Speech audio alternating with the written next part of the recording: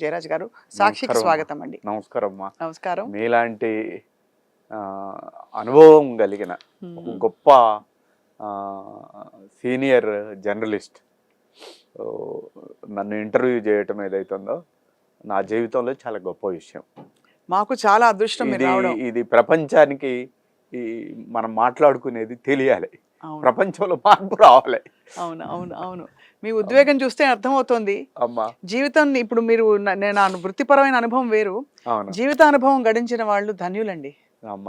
అది మీకు ఉర్దూ వస్తుందా? కొంచెం రాదమ్మా, తెలుగు ఎందుకు అడిగినా అంటే ఏదో ఒకటి ఉంది, మంజిల్తో మిల్హీ జాయిగి భటక్తే హువే హి సరి. మనం తప్పటడుగులు వేస్తూ అయినా సరే మన గమ్యాన్ని చేరుకుంటాం. కానీ నిజమైన తప్పిపోయిన వాడు ఎవడంటే ఇంటి నుంచి కదలని వాడట. సో మీరు ఇంటి నుంచి కదిలారు, అడవికి వెళ్ళారు, అన్నీ చూశారు, జీవితం చూశారు, ఒక్కసారి ఒక షేక్ వచ్చింది లైఫ్ లో. అక్కడి నుంచి మార్పు ఎలా మొదలైంది? మీరు చెప్పిన ఉర్దూ సామెతకు నాకు బ్రెయిన్ స్ట్రోక్ రీసెంట్లీ వచ్చింది ఈ మధ్య.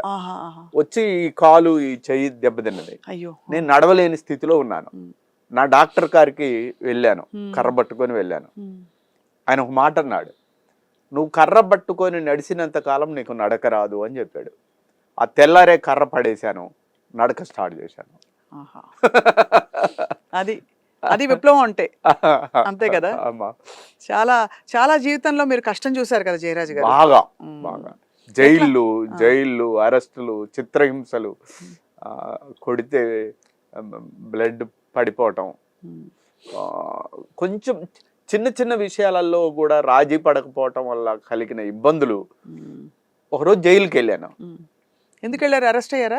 ఆ కార్మికుల వర్గం కోసం అప్పుడు పోరాడుతున్నప్పుడు సింగరేణిలో నన్ను భద్రాచలం జైల్లో, సబ్ జైల్లో తీసుకెళ్లారు. ఏమండి బట్టలు ఇప్పండి అని అన్నాడు. అదేంటి, నేను సంస్కారయుతంగా బట్టలు వేసుకొని జైలుకి వస్తే నన్ను బట్టలు ఇప్పమంటాడేంటి అని అంటే, నేను ఇప్పను అన్నాను. ఓహో ఈయన ఇప్పడాట, పలాని సెల్లో వేయండి అని అన్నారు. పలాని సెల్లో వేస్తే మేడం అస్సలు మూత్రం అందులోనే, అన్నీ అందులోనే, భయంకరమైన 16 రోజులు ఉన్నాను. బయటకు వచ్చి ఇలా చర్మం అంటే చర్మం మొత్తం ఊడిపోయింది. అంత దారుణంగా ఉందండి జైలు. కేవలం నాకు అనిపించింది, ఓ ఇప్పితే అయిపోయేది కదా అనుకున్నాను. కానీ జీవితంలో ఎక్కడో ఒక్కడ నిలబడాలి కదా మనం. అలా చిన్న చిన్న విషయాలకు కూడా చాలా. ఎందుకు మీకు ఎప్పుడైనా మీరు ఇంత తత్వవేత్త కాబట్టి మీ సంఘటనల గురించి మాట్లాడే లోపు ఎందుకు ఇంత కష్టతరమైన జీవితాన్ని నేను ఎంచుకున్నాను అని మీ ఆత్మలో మీరు ఆత్మ పరిశీలన చేసుకున్నారా? అంటే కష్టం లేకుండా సుఖం లేదు కదా, నేచర్ థియరీ కదా. కాబట్టి మనకు ఇంత కష్టం ఇచ్చిందంటే నేను ఇంత వెలుగులోకి రావటానికి నేచర్ అదే కదా.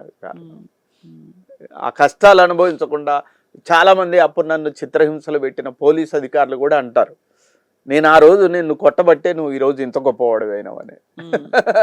లాఠీ దెబ్బలు బాగా తిన్నారైతే మీరు? బాగా. ఎప్పుడు అడవిలో ఉన్నప్పుడు అండి మీరు? అప్పుడు నేను నక్సలైట్లతో సహవాసం చేశాను. మా ఊరు మహబూబాబాద్, దాశరథి పుట్టిన ఊరు. దాశరథి ఆ ప్రభావం నా మీద బాగా ఉంటది. ఆయన పాటలో చెప్తాడు కదా, భూగోళం పుట్టుక కోసం రాలిన సురగోళాలెన్నో, ఈ మానవ రూపం కోసము జరిగిన పరిణామాలెన్నో. ఎంత ఒక 100 మంది శాస్త్రవేత్తలు కూడి ఒక విషయాన్ని నిర్ధారణకు వస్తే ఎంత గొప్పగా చెప్తారో అంత గొప్పగా చెప్పాడు ఆయన. అవును, ఆ చల్లని సముద్ర గర్భం దాసిన బడ బాణలమెంతో, ఆ నల్లని ఆకాశంలో కానరాని భాస్కరులు. అంత అద్భుతమైన సాహిత్యం పుట్టిన ఆ ప్లేస్ లో నాకు దాశరథి ఇన్స్పిరేషన్. దాశరథిని చూశాను నేను, మా స్కూల్కి వచ్చాడు. ఆయన్ని చూసిన తర్వాత నేను ఏ సాహిత్యం రాయాలన్నా, ఏ పాట రాయాలన్నా ఆ సాహిత్యం నాకు అడ్డం వస్తుంది. ఆయన వచ్చి ఇగో ఇలా ఉండాలి అని చెప్పాడు. ఆ నైతిక ప్రవర్తన, ఆయన చెప్పిన సాహిత్య ప్రక్రియ ఏదైతుందో నన్ను క్రమంగా ఎక్కడమ్మా నేను కళ్ళు పేదరికం, పూరి గుడిసెలో పుట్టాను. మహబూబాబాద్ పట్టణానికి ఊరికి దూరంగా ఉన్నది ఊరి బయట, దాని పేరే మాదిగపేట, దాని పేరే మాలపేట, దాని కంటి నిండా దుఃఖమున్నది, దాని కడుపు నిండా సొద ఉన్నది, దాని ఒంటికి బట్ట యాడున్నది, అది సిగ్గుతో ముడుచుకున్నది. ఆకలెందరికో ఉంటది, వీళ్ళ అవమానం కుంగదీస్తది, వీళ్ళ పేరన్న సక్కంగా పిలువరు, వీళ్ళు మనుషులన్నా సంగతి ఎరుగరు, వీళ్ళు నమ్మితే ప్రాణాలు పెడతారు, వీళ్ళ బలమునంతా ధారపోస్తారు, వీళ్ళు మంచితనానికి గురుతులు, ఏ పూజకు నోచని పువ్వులు. అలాంటి ఎంత బాగా చెప్పారండి. స్థితి ఎంత నాది. బాగా- మా ఆ ఊర్లో నాన్న పుట్టారు. నాన్న ఏం చేసేవారండి? మా నాన్న జీతగాడు. మా ఊరు చుట్టూ మీరు పెద్ద పెద్ద తాడి చెట్లు ఎత్తు ఉమ్. గడీలు ఉంటాయి, గోడలు ఉంటాయి. ఫ్యూడలిజం మామూలుగా ఉండేది కదా ఆ రోజుల్లో. అలాంటి స్థితిలో మా నాన్న దొర దగ్గర జీతం ఉండేవాడు. మా నాన్న జీవితం చెప్తే తెలంగాణలో సగటు మనిషి జీవితం చెప్పినంత గొప్పగా ఉంటుంది. ఉహుం. నాయనా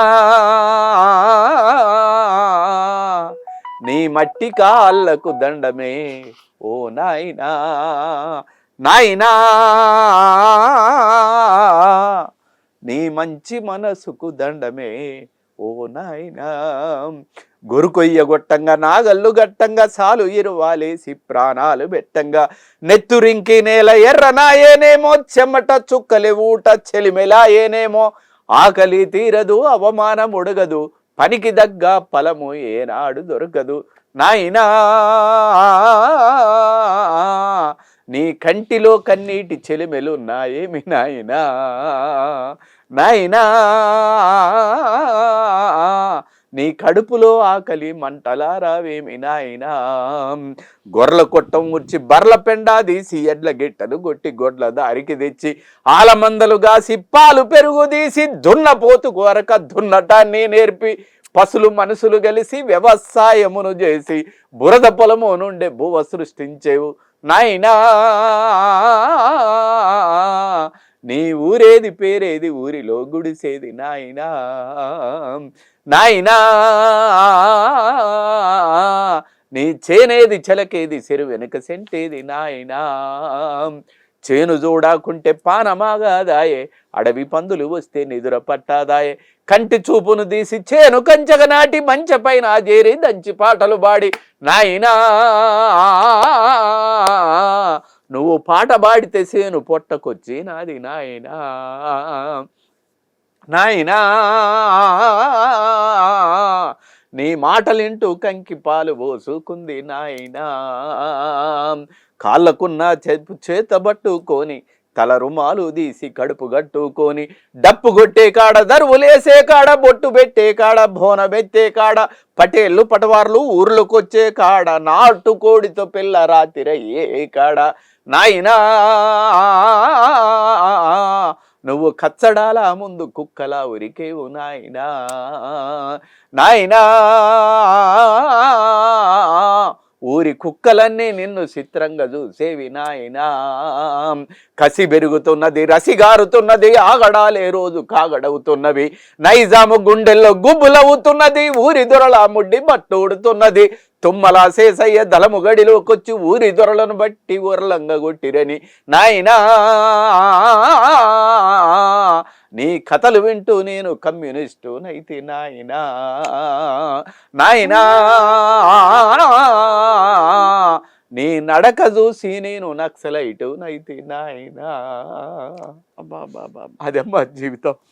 అయ్య బాబోయ్, ఎంత జీవితం చూసారండి.